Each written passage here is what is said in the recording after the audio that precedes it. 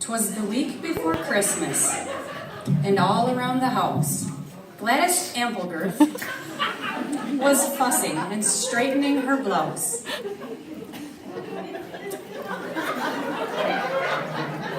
Not a thing out of place could ever be found, for she was constantly cleaning. I mean, you could eat off the ground. Her nails, they were perfect. Her hair was in curls. Her clothes, they were costly, envied by all the girls.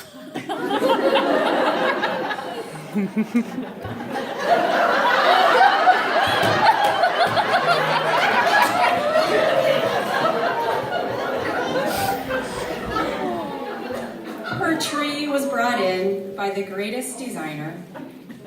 It cost her a fortune, but hey, this was minor. She dusted her Bible with painstaking care, in hopes that the pastor would notice it there. With her nativity up and her presents all wrapped, Gladys felt sure she was ready for a long winter's nap.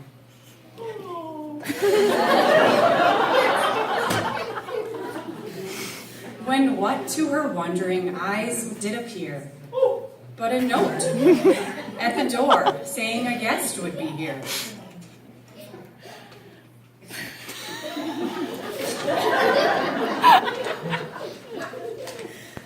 The note was embossed with gold letters impressive. It was scented with lavender, which she concluded was excessive. Now when Gladys turned over the note so mysterious, she could scarce take it in. Or was she delirious? A prophet, a priest, and a king all in one? The visitor was coming, and Gladys was quite undone.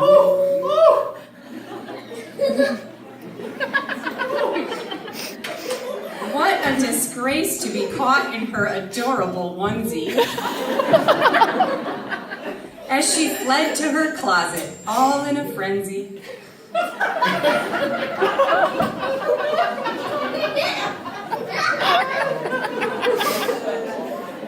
She ripped through her closet with hat boxes flying.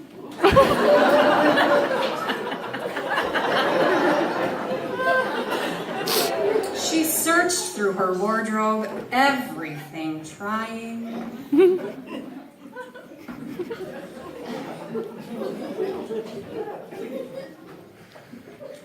At last she emerged.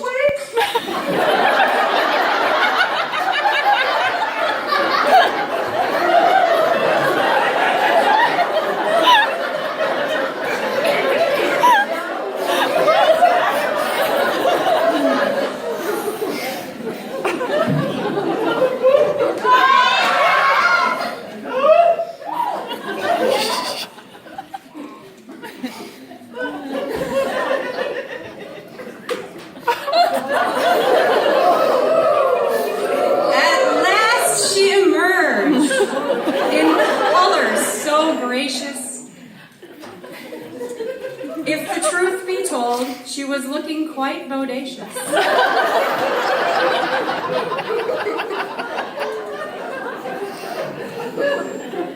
True to form, Gladys made her house ready, as she waited for royalty, feeling quite heady. When what did she hear but a knock at the door? Oh, who is it? But when she opened it, all she found was a girl who was poor. Oh, who are you? Freezing. It's cold outside. I don't have anything warm. Well, then shut the door. I want you on the other side of that door. But I'm cold. Be gone! You're not a king! Get out of here! Leave! I'm waiting for a king!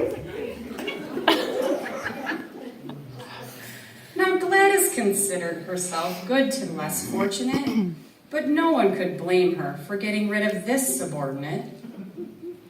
Determined to be ready to receive her guest fair, Gladys went to the mirror to poof up her hair. She decided to sing as she laid out her table. Joy to the world, the Lord is come. Let earth receive her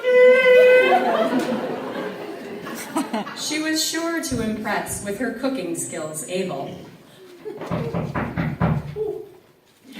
At last came the knock, and Gladys felt all a twitter. It was very last minute, but she threw on some glitter.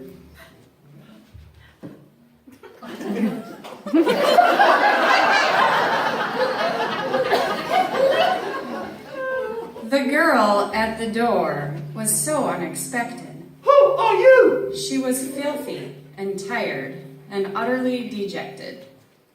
Who are you? Someone, How can I help you or not? could I please have some food? No, there is no food here. But what's on your table? There is no food here. It's gone. It's all gone. You're not the king. I'm waiting for a king. Be gone. Get out of here. Leave. How could this be? Tonight of all nights, these beggars would show up and threaten my delight. Gladys grabbed the air spray, as she wasn't beyond admitting. She was glad to be rid of the smell she'd been emitting. Unnerved just a bit, Gladys poured out some tea. She said, I must steady my nerves if I'm to meet royalty. When only a moment or two had elapsed, Who is it? Mrs. Amplegirth opened the door, then collapsed. Oh! Quick to recover, Gladys jumped to her feet, Who are you? and to the sick creature said in a voice not so sweet, Who are you? I was in an accident. Oh, no! Don't stop! Oh, no! Oh, goodness, no. What do you want? Your phone. No! There is no phone here! No! Be gone! You're not a king! I'm waiting for a king!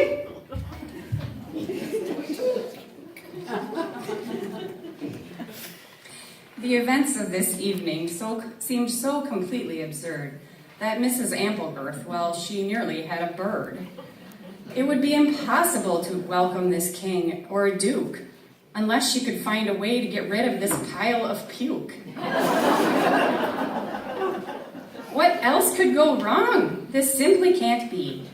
Don't these people know who I am? His Majesty chose me.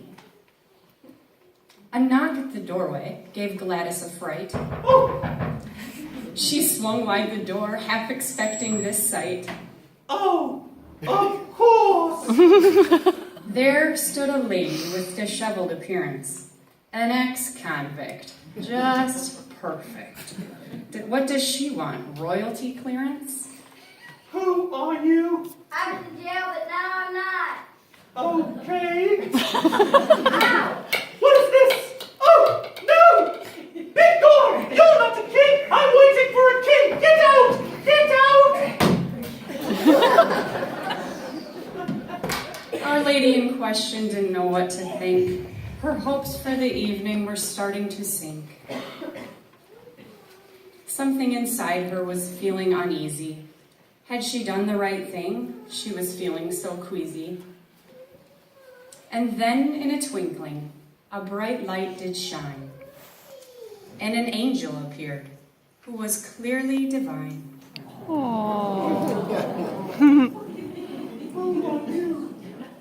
The angel told Gladys about her real worth and reminded her of the humility of Jesus' birth. They talked of the visitors, and God's Spirit helped her see What you do for the least of these, you do it for me. Gladys now realized the error of her ways, and she knelt on her knees and she started to pray. It's always amazing what God can redeem. We must remember Christ's birth was completely supreme. How God made the end from Christ's humble beginnings, which would offer us freedom from a life full of sinning.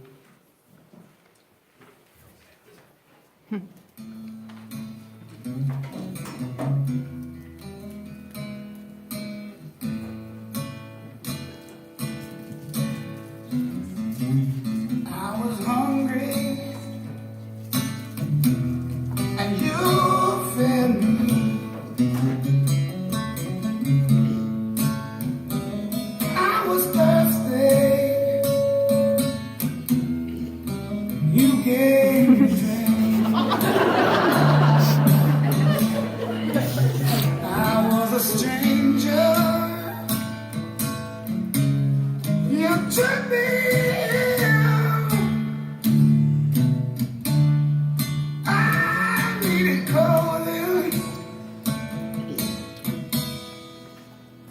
You covered me. I was sick. You gave me care.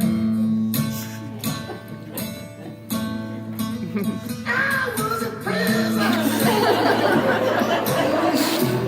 You came to me there.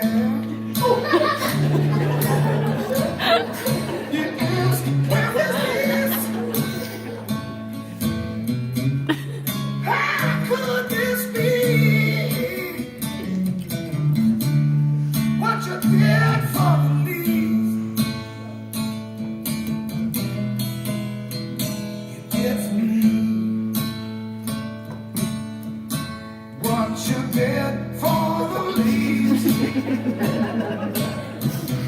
what you did